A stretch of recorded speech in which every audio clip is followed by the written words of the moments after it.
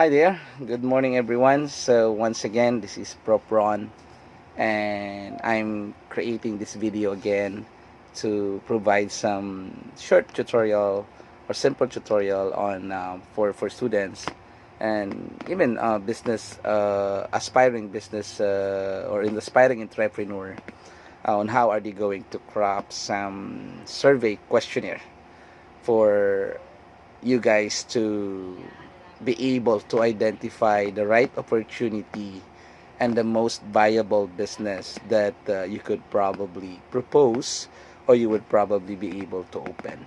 Okay, and for today, that's what we are going to talk about. Okay, how are we going to craft? What are the questions that we need to consider? What exactly we need to get out from the customer, from the possible market that we are trying to enter.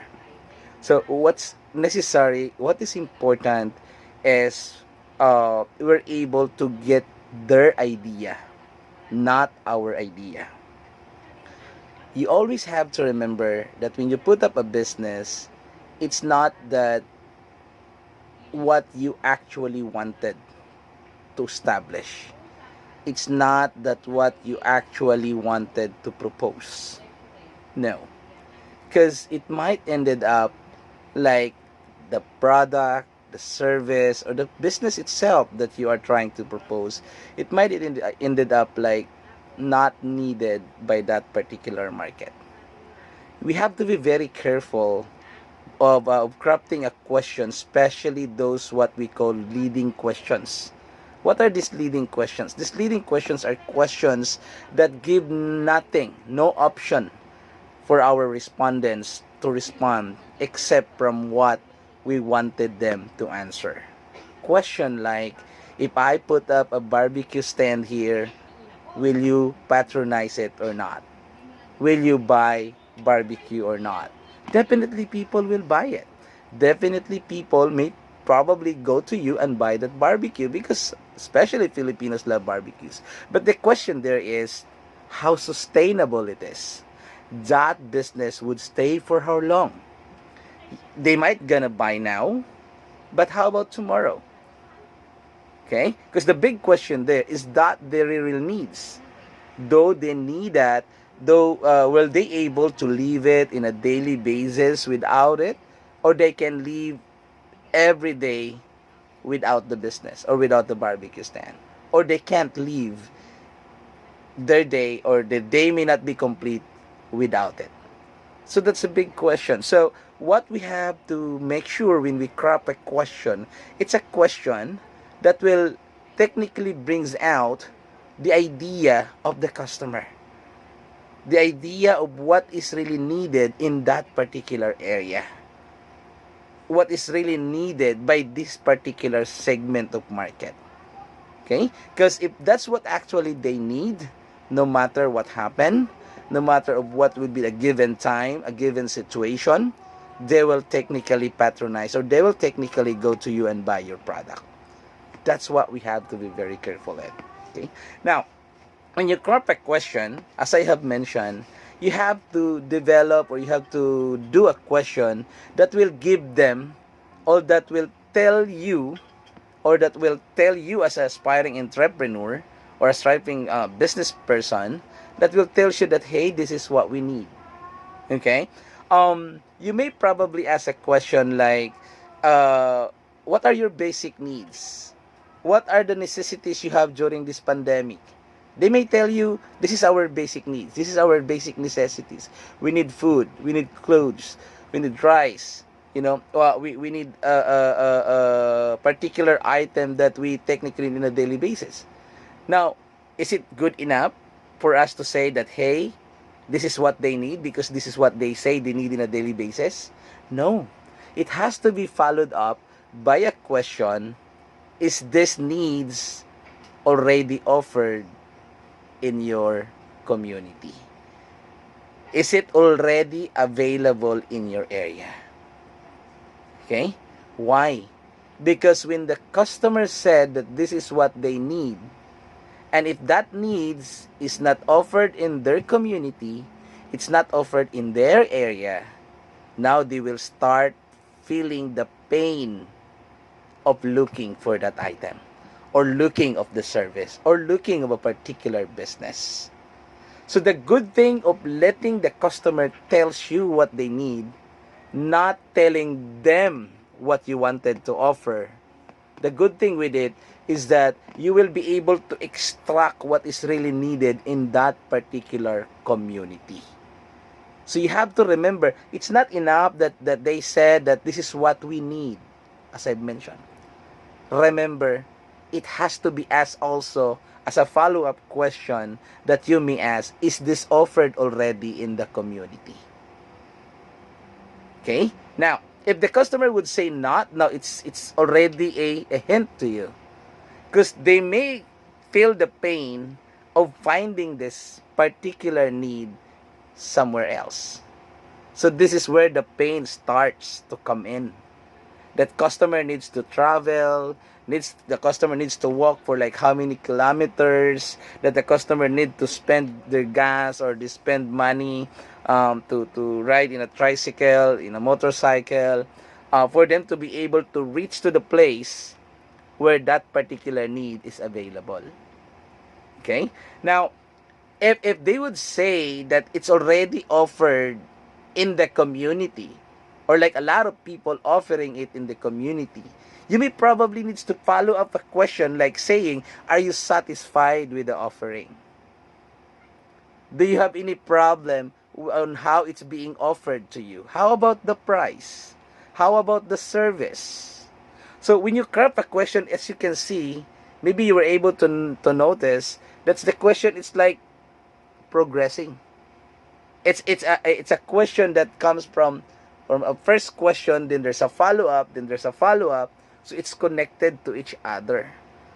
Okay. Now, if you notice what you have submitted, what you have crafted, you may able to write a lot of questions, but those questions are not interrelated to each other. Now, it may brings you somewhere. It may it may makes your questionnaire pointing out to nothing. Okay? So the tip there is, when you ask a question, make sure that the first thing that you ask is the most important question. The most important question. Now, then you can do a deductive approach. What's the most important question that you may possibly establish?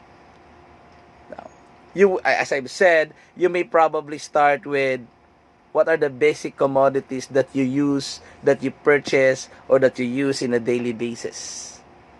Then you may give them an option. Okay? Are these commodities available within your reach? Is these commodities available within your community, within the area where you at? And if the customer say yes, are you satisfied? If the customer says no, then it's a hint again. It's a tip again. You may probably ask, for how many hours you need to travel to get the needs. Do you have to take a ride to get the needs? Or do you just walk? Or for how many hours? Or for what are the pains? Probably the question is, what are the pains, or what are the problems you encountered in getting these needs? Because you already know this is the needs. You already know that it's not offered in the area. So you may probably ask a question now, do you feel the pain? Is there any problem with you guys, with the respondents, with you getting the product? What are those pains? It gives you a hint that when you offer, like the business, to establish a business in the area, it gives you already a hint that these people around, the respondents around, were able to buy this product. They really need this product in a daily basis. But the problem is they need to travel. They need to walk. They need to take a ride. So the pain of like traveling, the pain of having an extra expenses, the pain of having like waiting and standing, waiting for a tricycle, for a jeepney to come, and especially nowadays, the problem of like being get infected with the virus, it's another problem. So that those are the pain that the customers are really getting. Now you can easily identify now what you have to do to address this pain. Because the location of the needs or the basic commodities that they need is somewhere that is not that reachable. I mean, not that reachable, but it's somewhere that is far from where they are. The location is not friendly with the customer. The location definitely can be considered an issue because it's far. But because they need it, they travel. They walk, they take a ride, they take an extra effort to get it. So you get what I mean? What I wanted you to realize is that a question should not be far from each other. A question must be related to each other. Now, if you would like to review the questions that you create, it's an issue. That's the reason why you have to work as a team. That's the reason why you have to collaborate. That's the question why you have to ask question from each other. Is it really enough? Is this question that we are creating lead us to the right direction? Okay? So you have to look into that. Okay? Now, if you think of a business, if you think first that this is what the business that I would like to establish, and then you ask your customer, that's the time that you will start crafting a question that is leading to what you wanted. And I'm not saying that there's a problem with it, but come to think of it, it's your idea. It's you who is telling them this is what you need. At first, they might consider your product. They might consider your business. But in the long run, they may not able to patronize you anymore or to buy your product anymore. So the sustainability, it's a big question. Okay? So again, what you have to consider is what the customers technically needed. What the customers really wanted. Let them speak. Let them tell you what they need. Okay? And again, another one, when you craft, start with the most important. You can use a deductive approach. Then it must be interrelated to each other. Alright? So there were some of you were able to develop some questions like asking customers what are the basic commodities available in your area. Some of you start asking questions, what are the needs that you have during this pandemic? What are the basic commodities or the basic item that you need during pandemic or even without pandemic? What are your basic needs? There were some of you who were able to ask that. But the problem there is no follow-up interrelated question. Because when the customer says, we all need of this, then there is no follow-up question, is this available in your area? Well, there's no follow-up question like that. Now, if you just jump into conclusion, hey, the customer wanted this and this is the price that they want, then you open up a business and you will get surprised. Why there is no one buying my product? Because a lot of them offering it already. And there is no difference. So the good thing with this an interrelated question, you're able to identify, is this available, ma'am, sir? They may say, yes, a lot. Are you satisfied with the offering? Are you contented with the price? Are you contented with the quality? Are they giving you a fresh, available product? What are the issues you encountered with the offerings you have around? So you have to gather those. So that when you open up the same business, you may avoid what the negative feedback from the customer that they encountered from what is already available around. So you may not able to repeat what these people, what the negative thing that this existing businesses is doing for the customer. So when you open up, you avoid those negative experience of the customer as what they tells you, then it will bring you an edge now. It gives you an opportunity, the so-called comparative advantage. Because you may probably offering the same product, but you are different. Especially if they would say the service is poor. Yes, they offer it sometimes, but it's not available most of the time. So you have now the idea what to do to avoid this. So you will be able to maintain a sustainable business because you will able to avoid how and why through that questionnaire, through that survey. It gives you a tips and the idea. Okay? Remember what I've said. An interrelated question. Look at the first one if it identifies really, if the customers will be able to answer what they really feel. So the first question should be a question that will brings out the needs of the customer, the actual need. You have to give them that option, or maybe provide a space where you can say, others, please specify, maybe. So that if there is none there, they could actually write. But do not forget to give them an option. Alright? Do not forget that one. Then out of that, once you identify, once you ask that question, followed it up for something. Is this available? How would you like to get this product if you wanted to? Are you satisfied like traveling? Are you in favor of like traveling for how many kilometers? Or would you prefer like having it right there in your doorstep? So it's like a related question. So that this is what they need. This is the problem they encounter. It's not available. It's available, but this is what they encounter. Then how they would like to get it. It given a chance. Of course, this is for all their convenience. Now, those questions is you are trying to offer them, hey, ma'am, I'm asking this question because I wanted to answer that pain that you feel in order for you to get what you need. So remember, it's not enough that you know what they need. Make a follow-up question. Is it available? Is it provided?